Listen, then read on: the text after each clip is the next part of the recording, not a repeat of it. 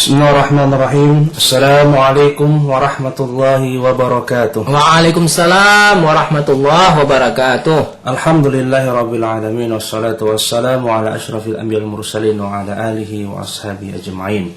Sahabat inspiratif rahimakumullah, kembali kita bertemu di ruang dengar kita di radio kesayangan kita RRI, masih dalam nuansa Tahun Baru Islam, dan semoga semangat hijrah kita menjadi orang yang lebih baik dapat terus terpatri dalam diri kita dan dapat terbukti dalam amal ibadah keseharian kita, baik dalam hal ibadah kepada Allah dan baik dalam hal ibadah kita sesama sosial manusia. Baik, hari ini kita sampai di surah Al-Furqan, surah ke-25, juz ke-18, di ayat ke-5.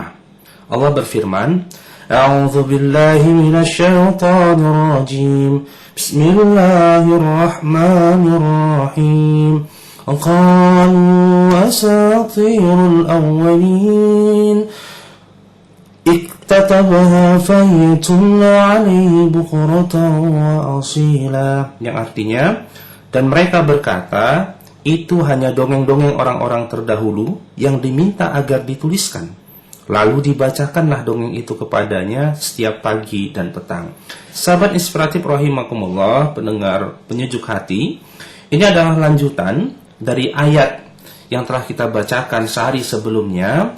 Bagaimana tuduhan-tuduhan palsu dari orang-orang kafir terhadap Al-Quran, yang awalnya dikatakan ifkun, kebohongan, kemudian dikatakan iftarah, yang mengada-ngada. Ya, saat ini dikatakan lagi oleh mereka bahwa ini hanya sebuah dongeng, asatirul awwalin, yang terdahulu, iktatabaha, karena mereka ketahui bahwa Rasulullah tidak tahu baca dan tulis. Yang sebelumnya dikatakan wa'anahu alaihi qaumun, yang dibantu oleh kaumnya, saat ini dikatakan dituliskan, fahiyatumla alaihi bukratan wa asila, kemudian dia mengimlakan, membacakan dongeng itu baik pagi maupun petang. Sahabat inspiratif rahimakumullah, hal ini mungkin, ya, kalau kita melihat bagaimana asatirul awwalin yang dikatakan oleh kaum kafir ini hadir di kehidupan kita saat ini. Bagaimana Al-Quran secara mitos spiritual, mitos keagamaan, tidak lebih dan tidak kurang, banyak yang kita lihat adalah pertama, ya, kesalahan-kesalahan yang fatal. Banyak dijadikan sihir ayat-ayat Al-Quran, banyak dijadikan jimat ayat-ayat Al-Quran, banyak dijadikan bahkan pajangan. Jadi ada orang yang mengatakan kalau ayat ini dibaca ini jadi begini, kalau ayat ini dipajang begini semua rumah kita menjadi aman. Dan begitu turun-temurun dari generasi ke generasi. Ayo coba kita lihat, jangan-jangan ini sindiran yang dipaparkan Allah, yang digambarkan secara jelas dalam kehidupan kita saat ini juga masih berlaku. Bahwa Al-Quran ternyata saat ini jangan-jangan cuma hanya menjadi dongeng. Syukur-syukur kalau di sini dikatakan tumla alaihi bukratan wa asila, yang didongengkan setiap pagi dan petang.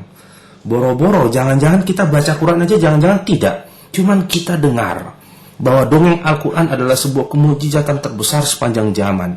Kemujizatan Nabi Muhammad SAW yang melebihi nabi-nabi yang lainnya, yang tidak diturunkan kitab seperti Al-Quran. Ini kan hanya sebuah istilah dongeng cerita saja. Cuman kebesaran itu tidak masuk, tidak merasuk ke sendi-sendi kehidupan kita.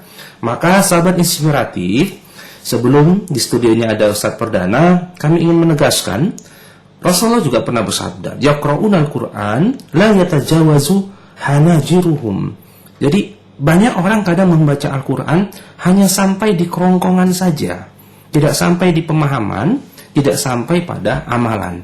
Jadi budaya muda Al-Quran atau budaya Al-Quran, gerakan cinta Al-Quran, budaya dengar, budaya baca, budaya hafal, budaya paham, dan budaya amal, ini harusnya bisa kita lakukan secara komprehensif.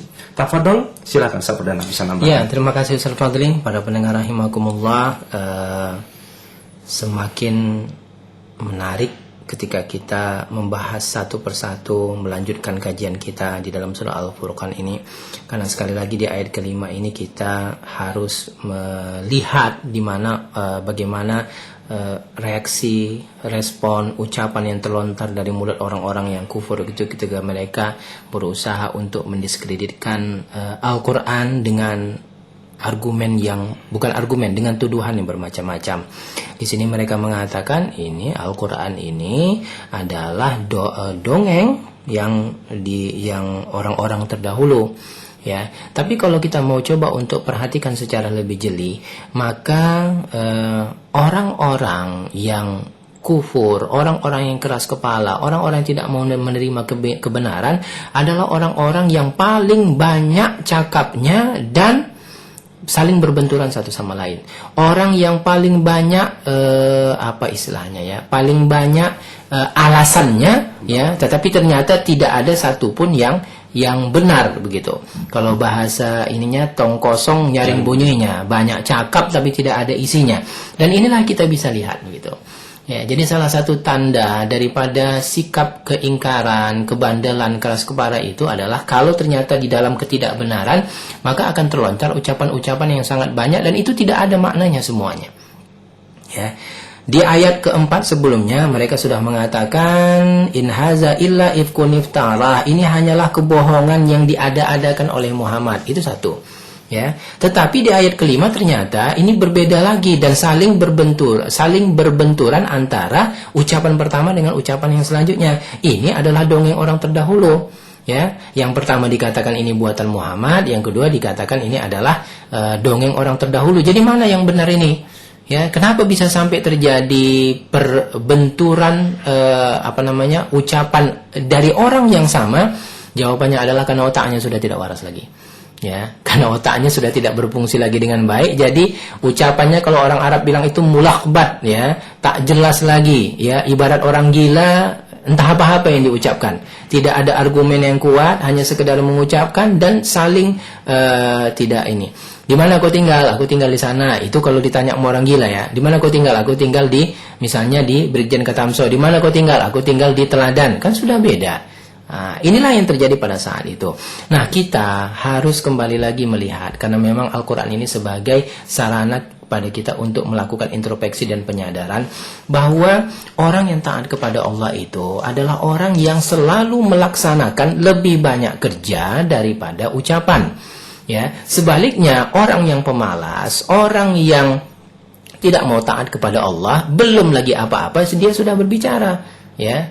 Jadi sebenarnya mudah saja untuk menandainya. Kalau disuruh sesuatu, ibu bapak-bapak, mari kita sama-sama bergotong royong di hari Minggu.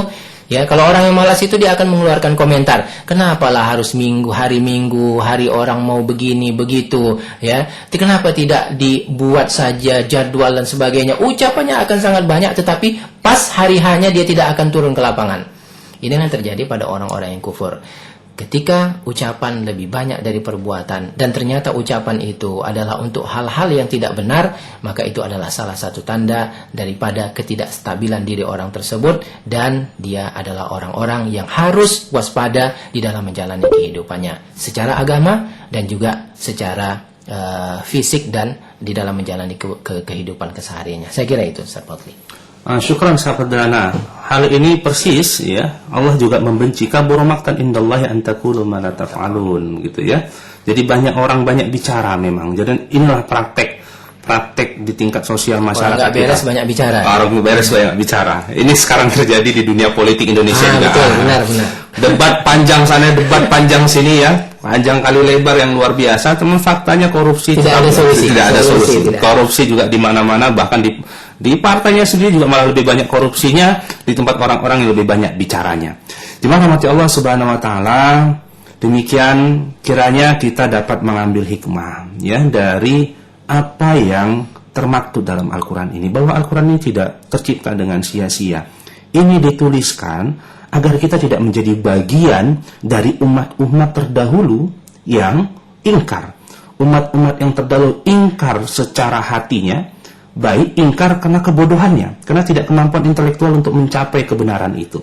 Maka yang dapat kita ambil inspirasi dan hikmahnya pada ayat 5 ini adalah, mari jangan kita jadikan Al-Quran itu seperti dongeng, atau bahkan lebih parah lagi seperti pajangan yang ada di rumah kita, ayat kursi atau ayat apapun yang kita tempel di dinding kita itu, bahwa Al-Quran bukan hanya sekedar itu. Jikalau hanya sekedar itu, maka kita bisa menjadi bagian dari orang yang membenarkan kata-kata mereka di sini. Iktata bahwa yatumla alaihi bukurata wa asila. Tetapi Al-Quran itu adalah sesuatu yang hidup. Al-Quran itu harus masuk budaya baca, budaya dengar, budaya hafal, sampai pada budaya paham dan budaya amal Al-Quran di keluarga kita. Insya Allah bisa menyampaikan kita pada hijrah kita pada keluarga yang sakinah, mawaddah, warahmah dengan gerakan cinta Al-Quran. Al-afu minkum. Assalamualaikum warahmatullahi wabarakatuh. Waalaikumsalam warahmatullahi wabarakatuh.